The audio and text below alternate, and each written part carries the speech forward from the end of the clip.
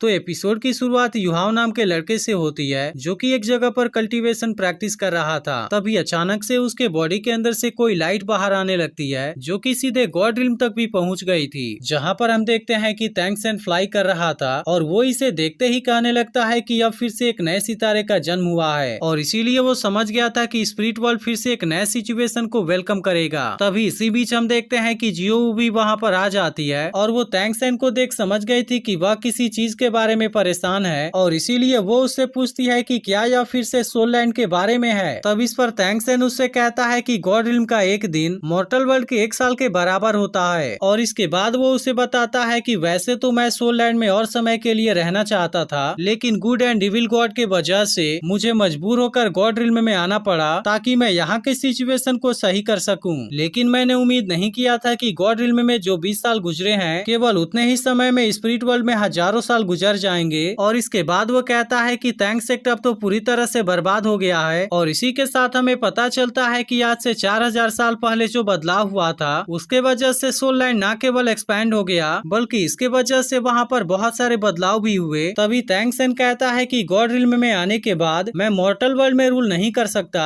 और इसीलिए मैं केवल वहाँ पर होने वाले बदलाव को देख सकता हूँ। इसी के साथ हमें पता चलता है कि आज से 4000 साल पहले रियू वर्ल्ड सोल लैंड में क्रैश हो गया था, जिसके वजह से वहाँ पर एक बहुत ही बड़ी बैटल हुई। लेकिन भले ही थैंक्स सेक्ट के पास में बहुत सारे हिडन वेपन थे, लेकिन आखिरकार रियू एम्पायर ने उनको हरा दिया। अब इसी के साथ हमें पता चलता है कि सोल लैंड में पहले तो केवल 2 एम्पायर थे जिनका नाम टियानडू एम्पायर और जिंगलू एम्पायर था, लेकिन आज वो 4 एम्पायर में डिवाइड हो गया है। इसी के साथ हमें पता चलता है कि इतने सालों में वहाँ पर बहुत सारे बदलाव हुए और आखिरकार थैंक्स सेक्ट धीरे धीरे पूरी तरह से बर्बाद हो गया। लेकिन थैंक्सन कहता है कि मैं अपने थैंक्स सेक्ट को इस तरह से बर्बाद होते हुए नहीं देख सकता। तब इस पर जियो उससे कहती है कि तुम्हें इसके बारे में ज्यादा नहीं सोचना चाहिए। यह सुनकर थैंक्सन कहता है कि मैंने ही थैंक्स सेक्ट को क्रिएट किया था और इसीलिए मैं उसे इसी तरह से गायब नहीं होने दूंगा। इसके बाद वो उसे बताता है कि सोल लैंड में एक और नए सितारे का जन्म हुआ है और मुझे ऐसा लगता है कि वह थैंक्स सेक्ट से बहुत ज्यादा रिलेटेड है, लेकिन मैं उसके किस्मत के बारे में ज्यादा कुछ नहीं देख पाया क्योंकि वह बहुत ही ज्यादा मिस्टीरियस है। तभी इसी बीच हम देखते हैं कि इनकी डॉटर जियोची भी इसके बारे में सुनकर काफी खुश हो गई थी और कहने लगती है कि मैंने अपने पेरेंट्स को सोल लैंड के बारे में बहुत सारी बातें करते हुए सुना है। इसके बाद अगले सीन में हम एक बहुत बड़े मेंशन को देखते हैं जहां पर 2 सोल्जर पेट्रोलिंग करने के लिए निकले होते हैं। तभी हम देखते हैं कि यू हाओ यहीं पर किसी बात से उदास होकर खड़ा होता है, लेकिन इन दोनों सोल्जर की नजर जैसे ही उसके ऊपर जाती है वे दौड़ते हुए तुरंत उसके पास में आ जाते हैं। लेकिन जैसे ही इसमें से एक सोल्जर की नजर इसके पास में पड़े डैगर के ऊपर जाती है वो उससे कहने लगता है कि तुम तो यंग मास्टर दाई हो ना। लेकिन इसके बारे में सुनते ही यू हाओ गुस्सा हो जाता है और उनसे कहता है कि आज से मेरा सरनेम दाई नहीं बल्कि हुओ है। तभी दूसरा सोल्जर उससे कहता है कि क्या तुम इसके अंदर जाना चाहते हो। यह सुनकर यू हाओ इनसे कहता है कि आज मैं इंसानों को खाने वाले इस मेंशन को छोड़कर यहाँ से जाना चाहता हूँ। लेकिन अब इसके बारे में सुनते ही दोनों सोल्जर इसके ऊपर काफी गुस्सा हो गए थे और उससे कहने लगते हैं कि क्या तुम्हें पता भी है कि यह मेंशन किसका है और क्या तुम नहीं जानते कि इसका स्टेटस कितना हाई है। तब इस पर युहाओ कहता है कि मैं इसके बारे में बहुत अच्छे से जानता हूँ और इसके बाद वो अपने आई टेक्निक का यूज करके तुरंत यहाँ से गायब हो जाता है। इसके बाद हम देखते हैं कि इसके वजह से वे दोनों सोल्जर काफी हैरान हो गए थे और इनमें से एक सोल्जर कहने लगता है कि उसके पास में तो व्हाइट टाइगर डैगर था जो कि असल में ड्यूक का बैज है और इसीलिए वो सोचने लगते हैं कि क्या सच में वो हमारे ड्यूक का बेटा है। वहीं दूसरी तरफ हम देखते हैं कि ड्यूक अपने एक बड़े से आर्मी के साथ में यहाँ पर वापस आ रहा था और उसे देख ऐसा लग रहा था कि वह किसी चीज के बारे में सोचकर काफी परेशान है। तभी अचानक से उसे ऐसा लगता है कि यू हाओ उसके सामने है और इस बात से वो घबराते हुए जब अपने आँख को खोलता है तो उसके सामने कोई भी नहीं होता। लेकिन तभी हम देखते हैं कि यू हाओ तो असल में वही पेड़ के पीछे छुपा हुआ था और वो किसी बात की वजह से अपने फादर के सामने नहीं आना चाहता था। इसके बाद हम फ्लैशबैक में देखते हैं कि यू हाओ की मदर को कोई लेडी डांट रही होती है और वो उससे कहती है कि अब तुम यहाँ पर नहीं रह सकती और इसीलिए वो इनको यहाँ से बाहर भेज देती है। जिसके बाद हम देखते हैं कि युहाओ की मदर उसे अपने साथ में लेकर वहाँ से बाहर आ गई थी, लेकिन युहाओ अब इस बात के वजह से बहुत ही ज्यादा गुस्सा हो गया था। तभी अगले सीन में हम देखते हैं कि युहाओ के मदर की तबीयत खराब होती है और इसके वजह से वो अचानक से नीचे जमीन पर गिर जाती है। यह देखते ही युहाओ तुरंत अपने मदर के पास में आता है, जिसके बाद उसकी मदर उसे व्हाइट टाइगर डैगर देते हुए कहती है कि तुम मत रो क्योंकि तुम ड्यू के बेटे हो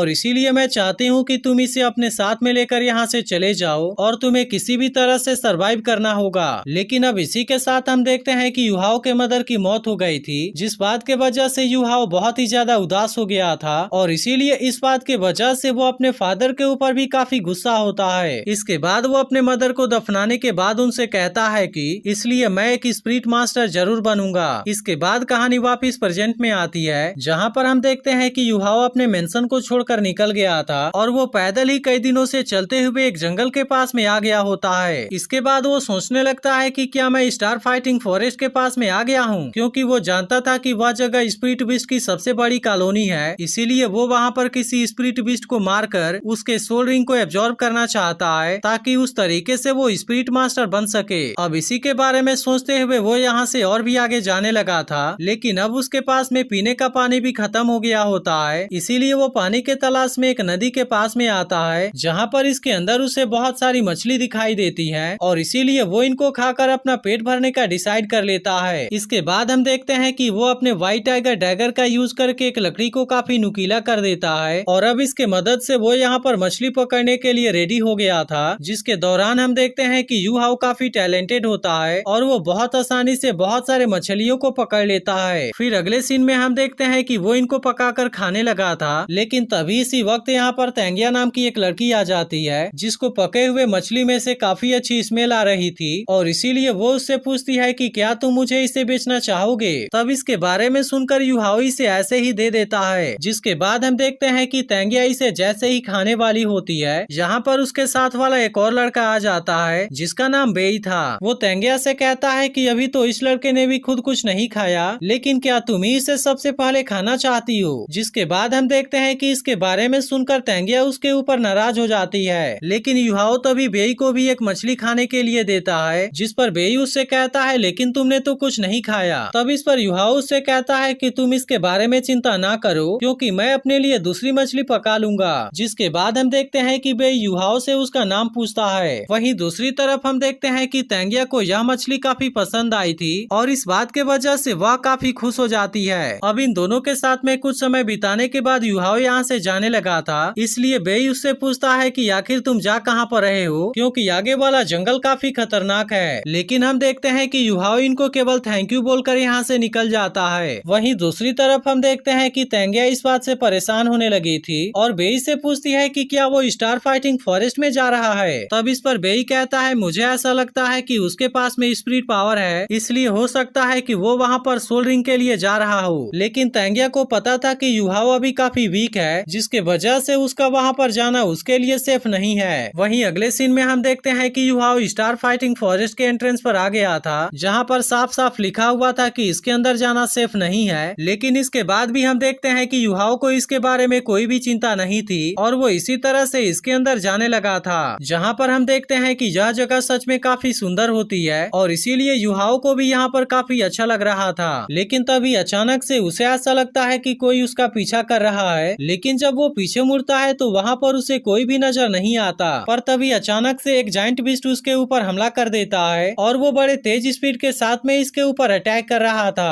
अब इस बात के वजह से युहाओ भी काफी परेशान हो गया होता है और इसके बाद वो बीस्ट जैसे ही अपने पावर का यूज करके इसके ऊपर अटैक करने वाला था, युहाओ अपने पास वाले व्हाइट टाइगर डैगर का यूज करके इसके अटैक को रोकने की कोशिश करता है, लेकिन आखिरकार वो इसके सामने कुछ भी नहीं कर पाता और वो जायंट बीस्ट इसे अपने हाथों में पकड़ लेता है। जिसके बाद हम देखते हैं कि इस बात से युहाओ काफी परेशान हो गया था और जब वो जायंट बीस्ट उसे छोड़ने के लिए रेडी नहीं होता, तब युहाओ अपने पास वाले डैगर का यूज करके इसके ऊपर अटैक कर देता है। अब वैसे तो इसने उसके हाथों से खुद को आजाद करवा लिया था, लेकिन हम देखते हैं कि इसके अटैक के वजह से वो बीस्ट इसके ऊपर और भी ज्यादा गुस्सा हो गया होता है और वो बड़े खतरनाक तरीके से इसके ऊपर अटैक करने लगा था। पर तभी अचानक से हम देखते हैं कि युहाओ के बॉडी के अंदर भी कोई पावर जनरेट होने लगती है और इस तरह से वो इस बीस्ट को बहुत ही आसानी से मार गिराता है। लेकिन इसके साथ में फाइट करने की वजह से वह काफी थक गया था और इसीलिए वो वहीं पर बैठकर आराम करने लगता है। तभी वो देखता है कि उस बीस्ट के अंदर से एक बहुत ही शानदार सोल रिंग बाहर आती है, लेकिन असल में इस वक्त युहाओ के पास में उतनी ज्यादा एनर्जी नहीं बची थी, जिसके वजह से वो इसे अब्जॉर्ब भी नहीं कर सकता था। लेकिन तभी हम देखते हैं कि इसके अंदर से एक स्पिरिट बीस्ट बाहर आता है, जिसके पास में आइस वाली पावर थी और इसे देख युहाओ भी पूरी तरह से हैरान हो गया था। इसके बाद हम देखते हैं कि वो प्यारा सा स्पिरिट बीस्ट इसके सामने आ गया था, लेकिन इसके आइस पावर के वजह से फ्रीज होकर युहाओ वहीं पर बेहोश हो जाता है। इसके बाद हम देखते हैं कि वो स्पिरिट बीस्ट बहुत ही ज्यादा खुश हो गया होता है, क्योंकि आखिरकार आज उसे काफी टाइम के बाद इंसानों वाला स्पिरिचुअल एट्रीब्यूट मिला था। तभी उसे पता चलता है कि युहाओ तो काफी कमजोर है और इसके अलावा उसकी बॉडी भी काफी नाजुक है। तभी इसी बीच हम देखते हैं कि अचानक से यहाँ पर एक और स्पिरिट बीस्ट आने लगा था, जिसके बारे में पता चलने पर वो बहुत ही ज्यादा गुस्सा हो जाता है और वो उससे कहता है कि मुझसे इसे छीनने की तुम्हारी हिम्मत कैसे हो गई। तब इस पर वो इससे कहता है कि यहाँ पर सब कुछ मेरे कंट्रोल में है और मैं इस दुनिया में अपने जैसा केवल एक हूँ। तब इस पर आइस पावर वाला सिल्क वर्म, जिसका नाम टियान मेंग था, वो उससे कहता है कि स्पिरिचुअल एट्रीब्यूट वाला इंसान को खोजना इतना ज्यादा आसान नहीं है और इसीलिए अगर तुम मेरे साथ में फाइट करना चाहते हो तो यह चीज तुम्हारे लिए बहुत ही बुरा होगा। जिसके बाद हम देखते हैं कि दूसरा वाला स्पिरिट भी तुरंत यहाँ से चला गया था। वहीं टियान मेंग अब युहुआ के पास में आकर उसे चारों तरफ से घेर लेता है, क्योंकि वो किसी भी तरीके से इसके साथ में जाना चाहता था। और तभी इसी के साथ हम देखते हैं कि यहाँ पर से कोई चीज बाहर भी आने लगी थी। अब इसके कुछ देर के बाद युहाओ की आंखें खुलती है, जिसके बाद हम देखते हैं कि वो यहाँ के नजारे से पूरी तरह से हैरान हो गया था और उसे बिल्कुल भी समझ में नहीं आ रहा था कि यह कौन सी जगह है और आखिरकार वो यहाँ पर कैसे आ गया। तभी टियानमेंग उससे कहता है कि यह तुम्हारा सोल सी है और आने वाले समय में यह मेरा घर भी होगा। लेकिन अब इस आवाज के बारे में सुनकर युहाओ पूरी तरह से हैरान हो गया था और उसे समझ में नहीं आ रहा था कि आखिर उससे बातें कौन कर रहा है। अब इस बात के वजह से उसे ऐसा लगने लगा था कि शायद वो किसी सपने में है। लेकिन तभी टियानमेंग उससे कहता है कि अगर यह कोई सपना भी होता तो क्या तुम इस बात से खुश नहीं होते। और इसके बाद वो उसे बताता है कि यह तुम्हारा सोल वर्ल्ड है। लेकिन युहाओ इसके बारे में कुछ भी नहीं जानता था, जिस पर टियानमेंग उससे कहता है कि तुम तो सच में बहुत ही बड़े स्टूपिड हो। और फिर वो उसे बताता है कि मैंने तुम्हारे मेमोरी को प्रिंट कर लिया है। इसी के साथ वो उसे बताने लगता है कि तुम्हारी आंखें, जिसे स्पिरिचुअल आई भी कहा जाता है, अगर तुम उसके पावर का यूज करना चाहते हो तब इसके लिए तुम्हें सोल पावर को चेंज करके स्पिरिचुअल पावर बनना होगा, जिसके बाद तुम इसे अपने स्पिरिचुअल आई से रिलीज कर पाओगे। इसी के साथ वो इसे बताता है कि तुम्हारे स्पिरिचुअल आई के पीछे ब्रेन में एक स्पेशल लोकेशन है। जिसके बाद हम देखते हैं कि टियानमेंग इसे अपने बारे में बताता है और वो इसे बताता है कि मैं पूरे सोल लैंड में 10 लाख साल पुराना इकलौता स्पिरिट बीस्ट हूँ और इसी के साथ साथ मैं पूरे हिस्ट्री में पहला विजडम सोल रिंग हूँ। इसके बाद हम देखते हैं कि टियानमेंग पूरी तरह से युहाओ के सामने आ गया था। तभी युहाओ से कहता है कि तुम तो 10 लाख साल पुराने स्पिरिट बीस्ट हो, लेकिन आखिरकार तुमने मुझे क्यों चूज किया, क्योंकि मैंने तो सुना था कि पहला सोल रिंग 400 साल से ज्यादा पुराना नहीं होना चाहिए। तब इस पर टियानमेंग उससे कहता है कि तुम्हें क्या लगता है कि मैं तुम्हें चूज करना चाहता हूँ, लेकिन अगर मैं ऐसा नहीं करूँगा तो मेरी लाइफ खत्म हो जाएगी। इसके बाद वो उससे कहता है कि मैं इसके प्रोसेस के बारे में बाद में तुम्हें बताऊंगा और वो सबसे पहले इसे अपने द्वारा यहाँ पर लगाए हुए 10 सील को दिखाता है और फिर उससे कहता है कि इसमें फर्स्ट सोल रिंग की पावर भी है, जिसे कि मैंने तुम्हें दिया है। तब इसके बारे में सुनकर युहाओ काफी एक्साइटेड हो जाता है और उससे पूछता है कि क्या मेरे पास में पहले से ही एक सोल रिंग है। तब इस पर टियानमेंग भी उससे कहता है कि हाँ, लेकिन क्योंकि पहली सोल रिंग 400 साल से ज्यादा पुरानी नहीं होनी चाहिए, इसीलिए तुम्हारे भी पहले सोल रिंग की असली पावर 400 साल की है। लेकिन जैसे जैसे तुम ब्रेक थ्रू करते जाओगे उसी के साथ साथ तुम्हारी फिजिकल पावर भी बढ़ती जाएगी और इसके अलावा तुम्हारे सोल रिंग की लाइफ स्पैन भी बढ़ती जाएगी। यह सुनकर युहाओ से पूछता है कि क्या सोल रिंग की पावर चेंज हो सकती है। तब इस पर टियानमेंग उससे कहता है कि मैंने तुम्हें जो फर्स्ट सोल रिंग दिया है वो न केवल तुम्हारे फिजिकल कंडीशन के साथ में इवॉल्व होगा, बल्कि वह तुम्हें 4 सोल टेक्निक भी दे सकता है। पर तभी टियानमेंग कहता है कि वैसे तो मेरे पास में कोई भी सोल बोन नहीं है, इसीलिए मुझे इसके साथ में एक गार्डियन सोल को भी ऐड करना पड़ा। तब इसके बारे में सुनकर युहाओ भी काफी एक्साइटेड हो गया था। जिसके बाद टियानमेंग उससे कहता है कि मैंने तुम्हें आइस एट्रीब्यूट वाला गार्डियन सोल दिया है, जो कि अभी पूरी तरह से फॉर्म नहीं हुआ और इसीलिए जैसे ही तुमने आइस एट्रीब्यूट वाले सोल रिंग को एब्जॉर्ब कर लिया था उसी के साथ तुम्हारे गार्डियन सोल ने भी अपना शेप ले लिया था। इसीलिए फ्यूचर में तुम्हें बहुत ही केयरफुल होकर सोल रिंग को चूज करना होगा। जिसके बाद युहाओ से पूछता है कि आखिर मेरे 4 सोल टेक्निक क्या है, लेकिन इस पर टियानमेंग कहता है कि इसके बारे में तो तुम्हें खुद ही पता लगाना होगा। लेकिन इसी के साथ वो उससे कहता है कि तुम इसके बारे में ज्यादा एक्साइटेड मत होना, क्योंकि वो केवल सपोर्ट टाइप के सोल टेक्निक हैं, जिसके वजह से उनके पास में उतनी ज्यादा अटैक पावर नहीं है। इसके बाद वो उससे कहता है कि इसके बारे में तुम किसी से मत कहना और तुम केवल इतना बताना कि तुम्हारे पास में 1 सोल टेक्निक है। इसके बाद वो उससे कहता है कि अभी तुम्हें पावरफुल बनने के लिए काफी दूर तक तक जाना होगा।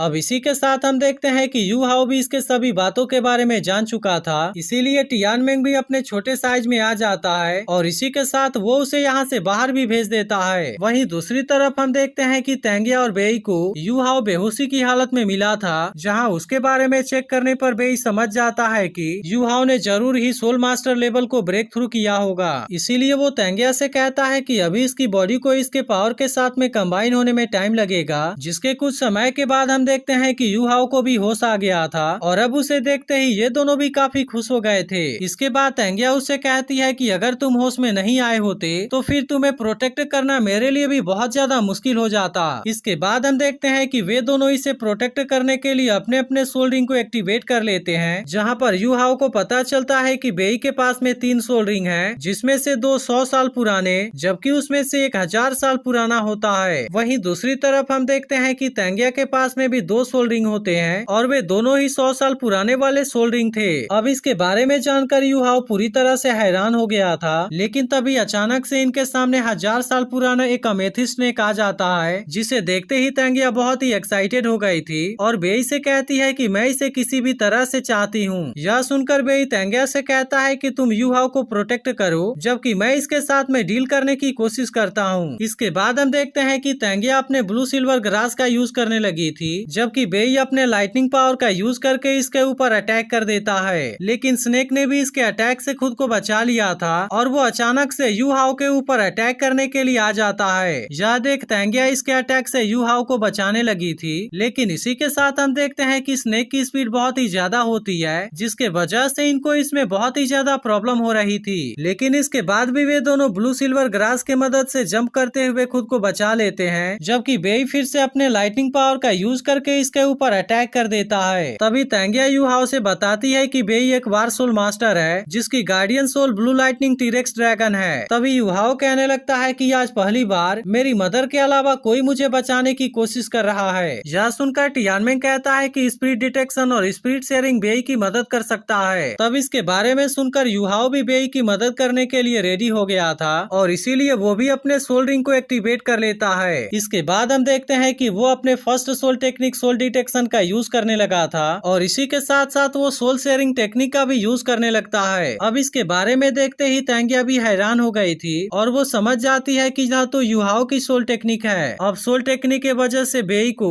स्नेक का फास्ट मूवमेंट भी बहुत ही अच्छे तरीके से नजर आने लगा था, जिसके वजह से वो इसके अटैक को पहले से ही प्रेडिक्ट कर लेता है और इसीलिए अब वो अपने सबसे ताकतवर लाइटनिंग अटैक का यूज करने के लिए रेडी हो गया था। जिसके बाद हम देखते हैं कि उसका यह अटैक सच में बहुत ही ज्यादा पावरफुल होता है और इसीलिए स्नेक भी इसके सामने ज्यादा कुछ नहीं कर पाता और तेंगिया भी इसके साथ में मिलकर इसे बहुत आसानी से मार देती है। इसके बाद हम देखते हैं कि तेंगिया एक्साइटेड होते हुए इसके सोल रिंग को एब्जॉर्ब करने के लिए रेडी हो गई थी, लेकिन बेई को पता था कि इसमें यू हाओ के सोल टेक्निक ने बहुत ही ज्यादा मदद किया था, जिसके लिए वो उसे थैंक यू भी कहता है। इसी के साथ वो इसे बताता है कि तेंगिया अब लेवल 30 में पहुंचने वाली है, इसीलिए हम उसके लिए थर्ड सोल रिंग की तलाश में स्टार फाइटिंग फॉरेस्ट में आए हुए थे। लेकिन इस पर यू हाओ कहता है कि इसके लिए मुझे थैंक यू बोलने की जरूरत नहीं है, क्योंकि आखिरकार तुमने ही तो सबसे पहले मुझे बचाया था। लेकिन तभी वो बेई से पूछता है कि तेंगिया का गार्डियन सोल क्या है, जिस पर बेई उसे ब्लू सिल्वर ग्रास के बारे में बताता है। तब इसके बारे में सुनकर यू हाओ सोचने लगता है कि सी गॉड टैंक्सन के पास में भी ब्लू सिल्वर ग्रास वाला गार्डियन सोल था, क्योंकि यू हाओ जब छोटा था तब उसकी मदर ने उसे टैंक्सन के बारे में सब कुछ बताया था। इसीलिए वो भी जानता है कि टैंक्सन टैंक सेक्ट का पहला सेक्ट मास्टर है, जिसने की 7 श्रेक मॉन्स्टर्स को लीड किया था और वुहुन एम्पायर को पूरी तरह से बर्बाद कर दिया था, जिसके वजह से सोल लैंड के पैटर्न में बहुत सारे बदलाव हुए और आखिरकार जब उसने सोल लैंड मास्टर लेवल के बाउंड्री को ब्रेक थ्रू कर लिया तब उसके बाद से वो इमोर्टल बन गया था। जिसके बारे में सुनकर बेई कहता है कि तुमने बिल्कुल सही कहा और इसके बाद वो कहता है कि तेंगिया के पास में भी ब्लू सिल्वर ग्रास का बहुत ही अच्छा टैलेंट है, लेकिन फिर भी वो टैंक्सन के ब्लू सिल्वर एम्परर के सामने कुछ भी नहीं है। अब इस बात से यू हाओ को समझ में आ गया था कि तेंगिया ही टैंग सेक्ट की करंट सेक्ट मास्टर है, लेकिन इस फाइट में यू हाओ की भी बहुत सारी एनर्जी कंज्यूम हो गई थी, इसीलिए बेई अपने पावर का यूज करके उसे हील कर देता है। वहीं दूसरी तरफ हम देखते हैं कि तेंगिया ने भी अपने तीसरे सोल रिंग को सक्सेसफुली अब्सॉर्ब कर लिया था और अगली सुबह यू हाओ की जब आंख खुलती है तब तेंगिया उससे पूछती है कि क्या तुम मेरे टैंक सेक्ट को ज्वाइन करना चाहते हो। तब इसके बारे में सुनकर यू हाओ हैरान हो गया था और तेंगिया तेंगिया उसे बताती है कि तैंग सेक्टर पूरे सोल लैंड में नंबर 1 हुआ करता था और हमारे सेक्टर के सीक्रेट आर्ट तुम्हारे ट्रेनिंग के लिए बहुत ही सुटेबल है, जिसे कि सुवानटियान रिकॉर्ड के नाम से जाना जाता है। इसके बाद हम देखते हैं कि वो इसके कुछ सीक्रेट आर्ट के बारे में बताती भी है, जिसके बारे में सुनकर युहाओ तैंग सेक्टर को ज्वाइन करने के लिए रेडी हो गया था और कहता है कि मेरे पास में कोई भी फैमिली नहीं है और इसके अलावा मेरा टैलेंट भी तो बहुत ही खराब है और इसीलिए वो इनसे कहता है कि आज तो तुमने मेरी जान भी बचाई और इसके अलावा तुम मुझे अपने सेक्टर में शामिल भी करना चाहते हो, जिसके वजह से यह चीज मेरे लिए सबसे ज्यादा लकी है। और अब इस तरह से वो इनके साथ में ज्वाइन करने के लिए रेडी हो गया था। तब इसके बारे में सुनकर तेंगिया भी काफी खुश हो गई थी और कहती है कि हम एक साथ मिलकर तैंग सेक्टर के ग्लोरी को फिर से वापस जरूर लाएंगे। इसी के साथ वो युहाओ से कहती है कि यहाँ से बाहर जाने के बाद मैं तुम्हें एक बहुत ही बड़ा सरप्राइज देने वाली हूँ। इसके बाद हम देखते हैं कि तेंगिया बेई से मछली को पकड़ने के लिए कहती है, इसलिए बेई अपने लाइटनिंग पावर का यूज करके बहुत सारे मछलियों को पकड़ लेता है, जिसके बारे में देख युहाओ पूरी तरह से हैरान हो गया था। इसके बाद हम देखते हैं कि युहाओ इनको पकाता है और वे सब एक साथ में इसे एंजॉय करते हैं। लेकिन अगले दिन बेई युहाओ को तैंग सेक्टर के बहुत सारे सीक्रेट आर्ट के बारे में बताता है, जिसके बारे में जानकर युहाओ बहुत ही ज्यादा एक्साइटेड हो गया था। इसीलिए वो बेई से इनको सीखने की कोशिश भी करने लगा था, जहाँ पर हम देखते हैं कि शुरुआत में उसे काफी दिक्कत हो रही होती है, लेकिन इसके बाद भी बेई उसे लगातार सिखाने की कोशिश कर रहा था। इसी के साथ हम देखते हैं कि बेई भी इसमें इसकी मदद करने की पूरी कोशिश कर रहा था, क्योंकि उसे पता था कि युहाओ के मेरिडियंस बहुत ही ज्यादा नैरो हैं और इसके अलावा उसकी फिजिकल टैलेंट भी काफी खराब है। लेकिन इसके बाद भी हम देखते हैं कि बेई इसमें उसकी पूरी मदद कर रहा था और इस तरह से आज वो बहुत समय तक एक साथ में एंजॉय करते हैं। इसके बाद हम देखते हैं कि वो युहाओ को लेकर श्रेक एकेडमी के सामने आ गए थे, जहाँ तेंगिया उसे बताती है कि यह पूरे वर्ल्ड में नंबर 1 एकेडमी है, जो कि असल में इनके रियल मास्टर का बर्थ प्लेस भी है। अब इसके वजह से हम देखते हैं कि युहाओ भी काफी हैरान हो गया था, क्योंकि अब वो श्रेक एकेडमी में जाने वाला है और इसके बाद एपिसोड यहीं पर एंड हो जाता है। तो अगर आप इसके अगले एपिसोड के लिए एक्साइटेड हो तो कमेंट करके जरूर बताना और अगर एक्सप्लेनेशन अच्छी लगी हो तो वीडियो को लाइक भी जरूर कर देना।